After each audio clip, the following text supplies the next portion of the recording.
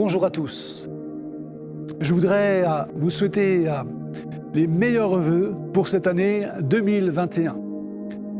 Nous terminons une année 2020 qui a été difficile avec la crise sanitaire. Mais il faut garder espoir. Et c'est très important de garder l'espérance. Voyez-vous, je vous souhaite en cette année 2021 de l'espérance. Nous savons tous et toutes que l'espoir fait vivre.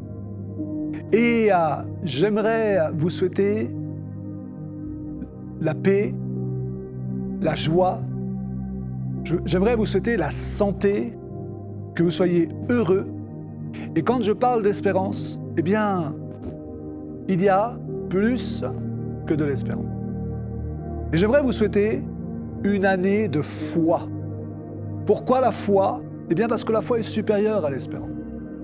L'espérance dépend de nos capacités humaines, dépend des circonstances. Et parfois, ce que l'on espère n'arrive pas. Parce que ça dépend de vous et de moi. Il y a un Dieu qui existe.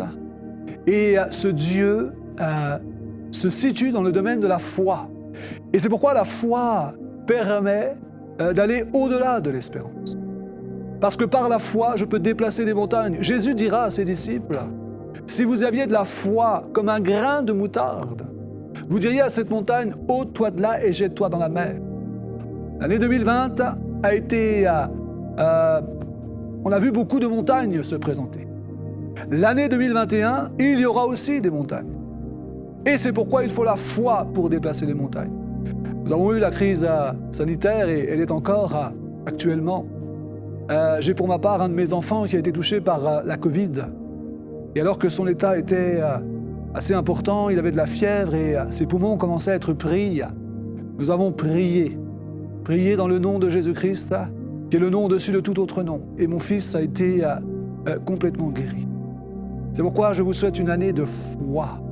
Une année de foi, mais également une année d'amour. Parce que s'il n'y a pas d'amour, il n'y a pas de vie possible.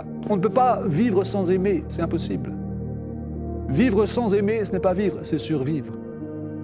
L'amour est indispensable pour prendre soin de l'autre, pour secourir, pour donner, pour partager, pour faire du bien. Et lorsqu'on aime, on va faire au-delà de ce qu'on nous demande de faire. C'est cela le véritable amour. Maintenant, voyez-vous, je parlais d'espérance et il y a un niveau supérieur qui est la foi. Là, je vous parle d'amour et c'est un amour humain. Mais il y a également un amour supérieur qui est l'amour divin. L'amour divin. Je ne sais pas si vous lisez la Bible, si vous connaissez la Bible, mais la Bible est un livre extraordinaire. Et dans 1 Corinthiens au chapitre 13, il est parlé de cet amour. Et cet amour divin est supérieur. Pourquoi?